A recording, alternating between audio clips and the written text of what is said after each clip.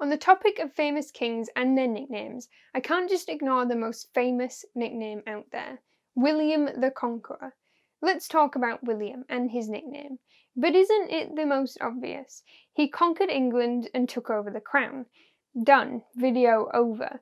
But there may be more to the story that you might not know. One big question around William is his legacy. He is the Conqueror, often named the first English king and perhaps one of the only medieval kings much of the public would be able to name. On one hand, he established new great developments in English history, but as the Conqueror he was the enemy of the English and their society prior to his invasion. We say this about the Vikings and the Anglos and Saxons and even the Romans, who were the enemy of the people who lived in England, and these other people and societies not always peacefully, but eventually integrated together. But we don't always see William portrayed as the invader that he was. William was from Normandy, which is in modern-day France, but it wasn't the French who were invading. It was the Normans who settled in the north of France, and William himself was descended from Rollo, the first Viking ruler of Normandy. This also wasn't William's first time ruling. William was Duke of Normandy from 31 years before becoming a king. This also wasn't his first nickname. While he was Duke, William was often called William the Bastard, and this was due to the fact that he was born out of wedlock from his father, Robert I, Duke of Normandy, and a local woman. And as the illegitimate heir to the dukedom, William's reign was threatened constantly, so he was already well practiced in defending his rule. But if William was already a duke, why did he choose to invade England? Edward the Confessor was King of England at this time, and I've already discussed his legacy in an earlier video. Click here if you want to check that story out. But, long story short, he died childless. Rumours go that Edward had promised the throne to William, Duke of Normandy, who was his first cousin once removed. Edward also apparently promised the throne to Harold Godwinson, his brother-in-law, on his deathbed. Harold, being at Edward's side on his deathbed, was able to quickly claim the throne and take over.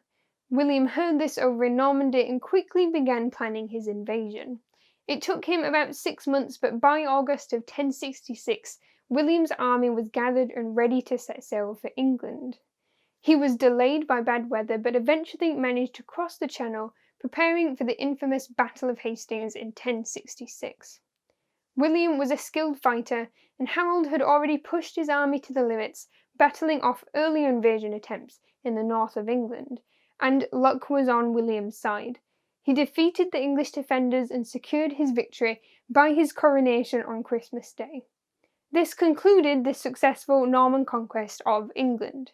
So William, as the distant cousin of Edward, was in line for the throne, and was a legitimate heir through his father. His conquest was to take back which was rightfully promised to him, so he didn't just come out of nowhere to decide to take power.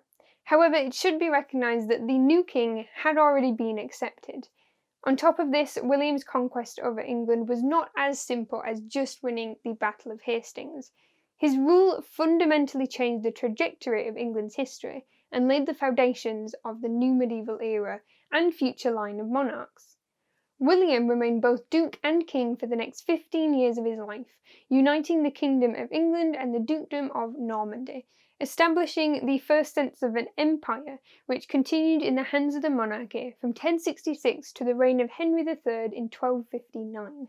He spent far more time in Normandy and only returned to England when necessary, closing ties and turning England's political gaze away from Scandinavia to France and the continent of Europe permanently. More importantly, his influence combined a lot of Norman and English traditions and social institutions. William's rule significantly changed a lot about the English language as we know it today. He spoke French, as did many of his friends and nobles he surrounded himself with. William and his court of Norman nobility brought the French language with them, and French became England's official court language. And several words in our language today still have these French origins and influence dating back from this very conquest. In fact, this is where the upper classes and the lower classes started distinguishing names for our food. The English pig, which was raised and slaughtered by the English lower class, was also the Norman pork, the food that the French upper class only knew as the meat that they ate. William also documented what he had conquered. During his reign, William ordered a survey to be made of his new kingdom. This became known as the Doomsday Book, one of the largest sources of compiled information of medieval England, completed in 1086. This was an inventory of buildings and goods across England and bits of Wales, essentially compiling documentation of what he had just acquired.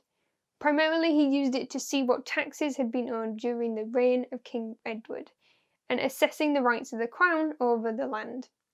Through his conquest, William also established a new royal house, the House of Normandy. It is from William that a lot of our official lists of the English monarchy begins. Some believe that this is where England as we know it began, but of course that is not the case.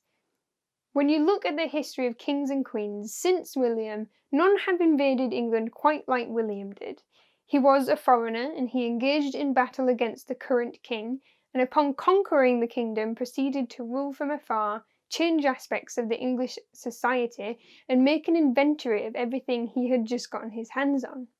A conqueror is defined as one who conquers, one who wins a country in war, subdues or subjugates a people, or overcomes an adversary. William does suit this nickname very well, and was the last major conqueror this kingdom has ever seen, perhaps why he kept the nickname after all of these centuries.